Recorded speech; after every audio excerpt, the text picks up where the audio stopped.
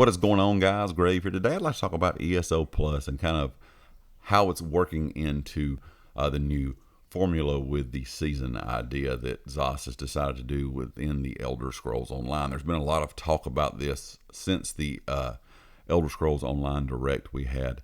And in the last week, a lot of people have been discussing, is ESO Plus even worth it now?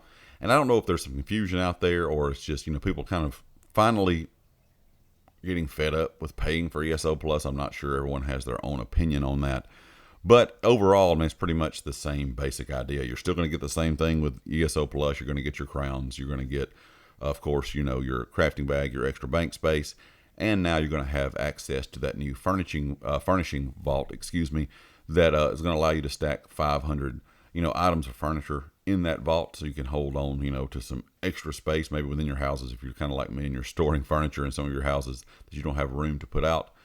And a lot of people are kind of wondering why it was, why the season of the Worm Cult was not included in Plus. And the way I look at it is kind of the way they used to do the chapter. The big chapter release every year, you purchased ESO Plus. Yes, you still got your small dungeon packs, which you will get going forward. And this year, you're still going to get those day one, dungeon. You're going to get access to those the day they come out. But when it came to the large content pack we got every year, the large, kind of zone, that was not included in ESO Plus for that year. You had to wait to the next year until the new DLC came out before the old large DLC was included in Plus. And that's how it's always been since the large DLCs have been added into the game. So kind of the same concept. You're paying for that season of the Worm Cult, and of course, if you pay for that, you're going to have access to everything as it comes out throughout the year. But of course, you're not going to have that with your ESO Plus subscription. You're going to get the other benefits that you've been getting this entire time. So just kind of to clear that up in case any of you were confused. I know there's been some people asking, is it less that you're getting? You never really got that big DLC pack inside of ESO Plus until the next year. They kind of had to make you wait the entire year to get it, because they waited until the next DLC was released the following year before the previous year's large content was placed in ESO Plus. But overall, I think the addition of the furniture, vault was a good idea. And one thing that I thought was interesting in a recent interview was the ZOS team kind of had some questions to, some follow-up questions in a Q&A they had recently after the event.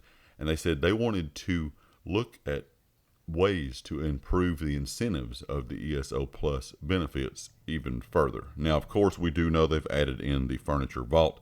I'm not quite sure what they're going to be looking to add going forward.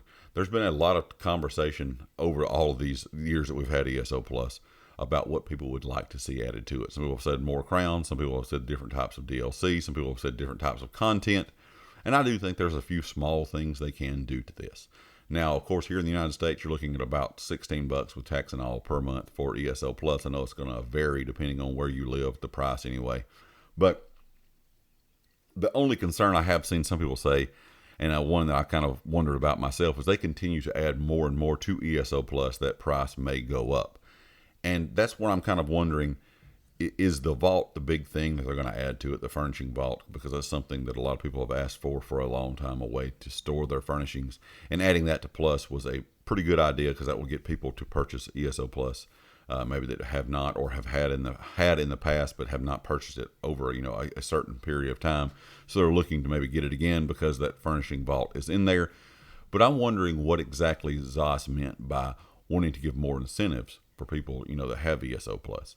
And I'm looking at maybe some smaller things they could do. There's a lot of thoughts that I have. I'm sure there's a lot of thoughts that you guys have as well. But I'm kind of curious what you guys would like to see. Would you like to see some more larger things added in, like the furnishing vault, but with that kind of understanding that the price may go up eventually? Or would you like to kind of see it kind of stay where it's at, but maybe a few more small tweaks kind of added inside of ESO Plus? Because as we all know, I'm sure going forward, the seasons are always going to be something kind of like chapters were in the past. You pay for the season for the year of content, and of course then you pay for ESO Plus separately, considering you're going to get the dungeons and things within inside it. But if you want to play the new yearly content, you're going to have to purchase that season.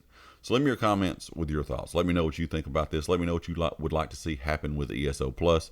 And of course, if you like the video, hit the like. If you have not subscribed yet, please do so, and I'll catch you next time. Peace.